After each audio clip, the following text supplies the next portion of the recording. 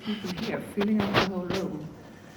And I know and I'm sure that these days will provide a good space for exchange of experiences and also learning. And I hope that the networking will also bring on a whole lot of new and intelligent ideas for the future.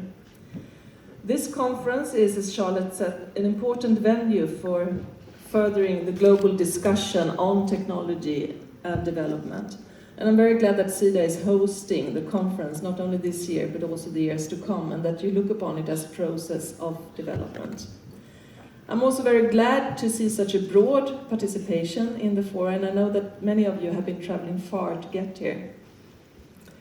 International politics on global development issues are, as you are all aware of, very intense right now, and very much needed to be so.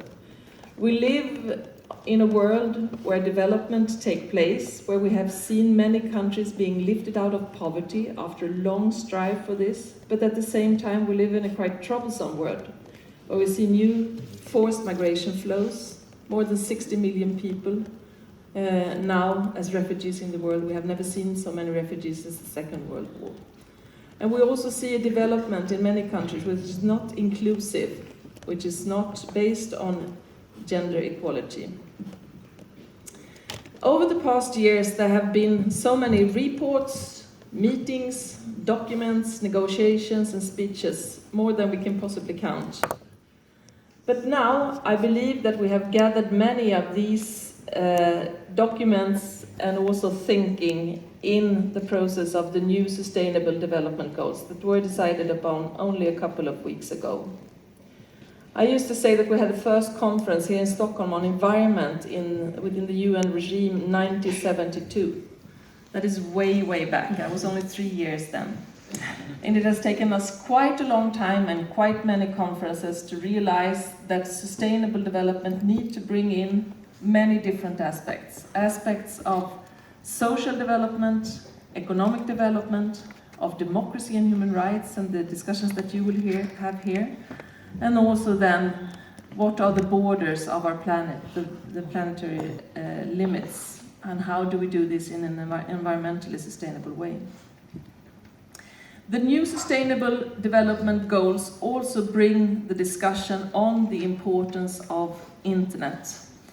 And there is a special goal for this, the SDG 9, where the world and the world leaders have agreed to significantly increase the access to information and communication technology and to strive to provide universal and affordable access to the internet in the least developed countries. It says all the goals, an ambitious goal, but it's very much needed to focus on this arena. And it doesn't only have to do with the physical aspects of internet access, but very much, as Charlotte said, also in relation to the social, the educational, and the gender and democratic dimensions of the issue. And we know, and it's clear, and you all know here in this room, that better access to internet would significantly improve also the chances of achieving the whole ambitious agenda for the new Sustainable Development Goals. And access is important for remote villages in the DRC, for instance, where there aren't any roads. The arrival of a solar panel-powered mobile base station could mean access to education, healthcare, access to local markets, and improved security, not least for women. This very week, negotiations on the review of the World Summit on the Information Society are taking place in New York. There they discuss how to best use technology for development, as we will do here these days. I wanted to share with you the two main priorities of Sweden and Swedish government, and that is that we first of all want a closer integration with all the SDGs, all the 17 goals that were decided upon in relation to ICT and the internet. This should be used as one of the most important tools to drive change and development. But we also want to be one of the countries champion with the support from the Swedish Feminist Foreign Policy, also the work that the gender gap is closed in relation to ICT. We prioritize this because technology and internet are crucial for achieving the new Sustainable Development Goals. in any other meeting than this particular conference, it would be appropriate to start to listing all the things that internet has enabled. I could, for instance, tell you that improved financial inclusion and entrepreneurship through mobile payments are one of the things that we see. That we give voice to excluded and discriminated people, and that we also shed light on human rights violations in the most repressive regimes of the planet. I could also tell you about the big data analysis and how we use that for managing the humanitarian crisis that we see now in the world. How we could use that to hinder any further Ebola outbreaks.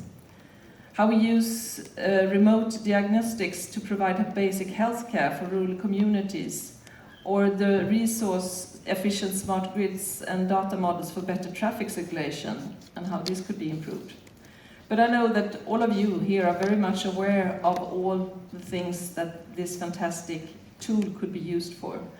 But I know also that you are probably the people who can bring us the ideas on how it could be used even better. So we are in a process and things are developing very rapidly, and we need to see how they develop in a democratic, secure and open way. The pace which digital technologies spread in the world is unprecedented by historical standards. And with the developments, there also come challenges. We know that there is a shrinking space for civil society, for democracy and human rights, which includes many times restrictive legislation for internet. We also see increasing numbers of attacks, both physical and virtual, on human rights defenders, on journalists. I met with some of you the other day to talk about this from our eastern neighboring countries. And we know that the situation for journalists and media workers is worsening with regard to this. We also know, as Charlotte mentioned, that there are attacks and gender-based violence on the internet. And we know that hate crimes are also being developed on the basis of internet.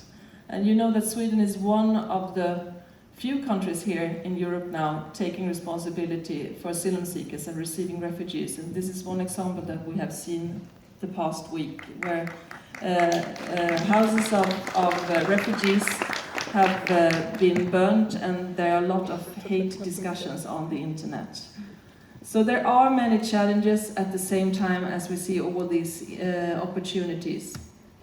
Internet and ICT issues are most certainly issues that we all need to understand very well, not only you, the experts, but public in general, if we're going to use it in the right way for development and also for democracy. And the role of the discussion of governance of the internet must take place in a broad space. I'm very happy, as I said in the beginning, that we have the possibility to have the discussions here in Sweden. I'm very glad to see so many of you here from so many parts of the world. And I do hope that these days will be a very clear input to the global discussions that we will have ahead of us.